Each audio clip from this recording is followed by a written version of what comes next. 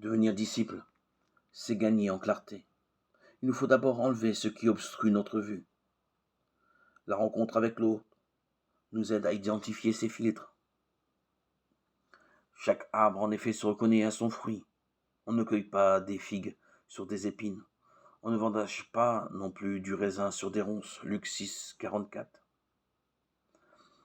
L'enseignement de Jésus concerne ici la vue. Le chemin humain, donc spirituel, proposé aux disciples consiste à cesser d'être aveugle, c'est-à-dire à travailler sur ce qui empêche de voir. Le disciple sera capable de se diriger et d'éviter les obstacles. C'est la définition que le texte donne d'un maître. Mais pour arriver à bien voir, il s'agit d'ôter du regard ce qui l'obstrue. Jésus souligne que ce travail sur ce qui nous empêche de voir est une activité critique, personnelle. C'est la prise de conscience qu'il y a en soi des filtres, des distorsions, des préjugés. Que le monde n'est pas exactement ce qui nous apparaît être et que notre regard est teinté par notre histoire et notre place dans le monde. Comprendre que notre regard est empêché, c'est prendre la mesure que nous ne pouvons simplement tenir pour vrai ce que nous pensons du monde.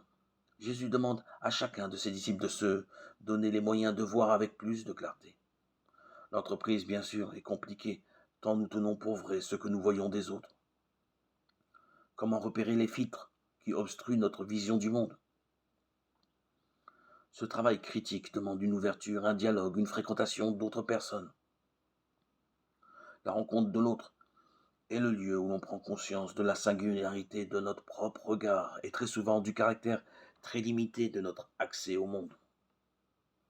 Cette prise de conscience est un point de départ.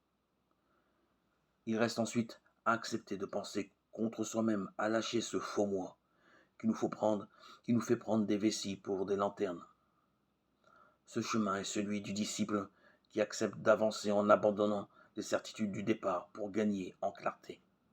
Dans cette voie, mieux vaut être accompagné. C'est tout le paradoxe qui découle de cette parabole, ou plutôt que de chercher à enlever chez l'autre ce qui ne va pas dans son regard. Il serait bien plus souhaitable de lui demander de l'aide. Le Seigneur est droit. Pas de ruse en Dieu mon rocher, psaume 91.